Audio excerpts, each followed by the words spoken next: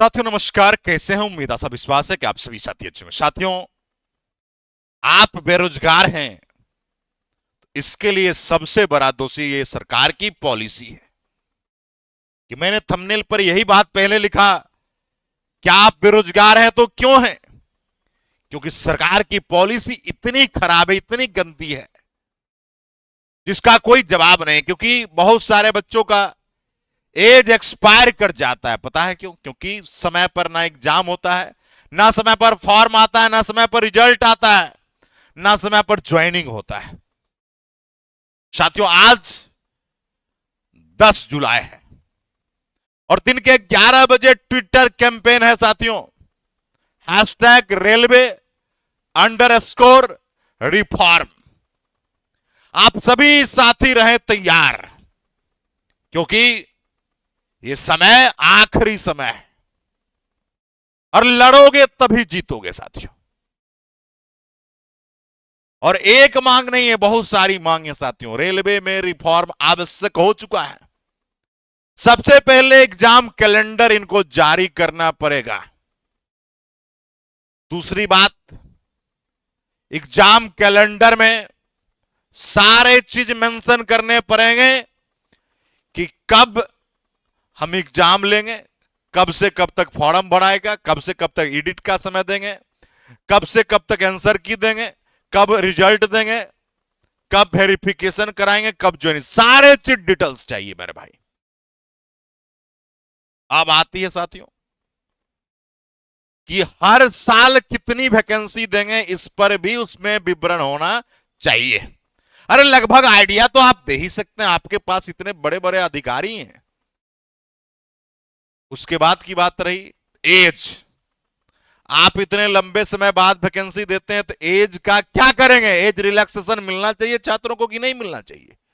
बिल्कुल मिलना चाहिए छात्रों को साथियों। दूसरा, आईटीआई और नॉन आईटीआई का सेपरेट आप वैकेंसी निकालिए। आईटीआई नॉन आईटीआई में लड़ाने की कोशिश मत करिए।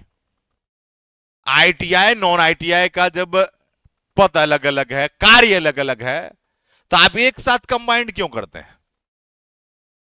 ग्रुप डी में आपका कोई भी स्पष्टीकरण क्यों अभी तक नहीं मिला है? आपने ही एक बार बोला कि ग्रुप डी में आईटीआई लागू होगा, फिर आप कह रहे नहीं लागू होगा। बच्चे उस समय कर्ज लेकर ग्रुप डी कर लिए, ग्रुप डी के लिए आईटीआई कर लिए, और आप आज कहते हैं आईटीआई वैलिड नहीं है। जो अप्रेंटिस कर रखे हैं बच्चे, उनको लिए भी तो आप कुछ सोचिए।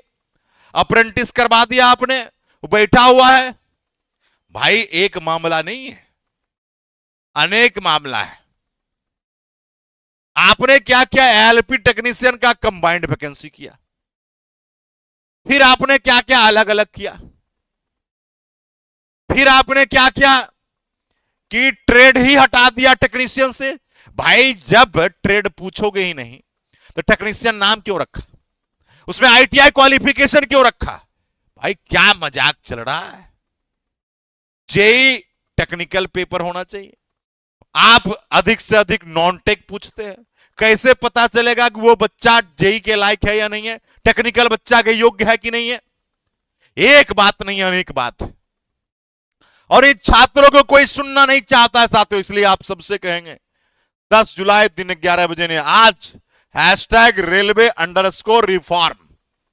सभी साथी रहिए तैयार। इस वीडियो को जितना हो सके शेयर कर दो।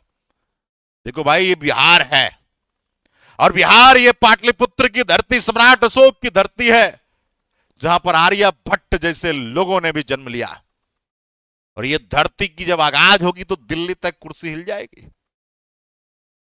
अगर आप बेरोजगार हैं तो इसका सिर्फ और सिर्फ दोषी सरकार की पॉलिसी है, सरकार की नीतियां हैं। एकदम धज्जियां उड़ा दी।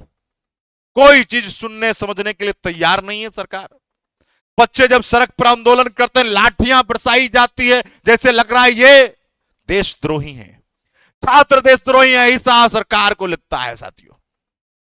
इसलिए आप सबसे कहेंगे साथियों, आज का समय निकालिए, सब लोग ट्विटर कैंपेन का हिस्सा बनिए, और जो भी शिक्षक सपोर्ट कर रहे हैं साथियों, उनको दिल से सपोर्ट करो। कुछ से कुछ कमेंट कर दोगे टीचर के बीच में आके, टीचर के वीडियोज पर आकर, तो भाई टीचर का मनोबल भी घटता है। जो भी शिक्षक साथी इसमें लगे उनको दिल से शुक्रिया है, धन्यवाद है। हम लोग भी इस मुहिम का हिस्सा है और आप लोग भी इस मुहिम का हिस्सा बनिए और दिन दूनी रात चौगुनी अगर आप इस पर काम करेंगे तो निश्चित सफलता मिलेगी, क्योंकि सब टीचर ने सोच लिया है कि हमें रिफॉर्म लाना है, मतलब लाना है, और सरकार को तुम्हारे सामने घुटने टेकने पड़ेंगे। ये बात दिमाग में रखिएगा। तो चलिए साथी, जय हिंद है आपको। इस वीडियो को जितना ज्यादा हो सके शेयर जरूर करिएगा। बहुत बहुत धन्यवाद। जय हिंद।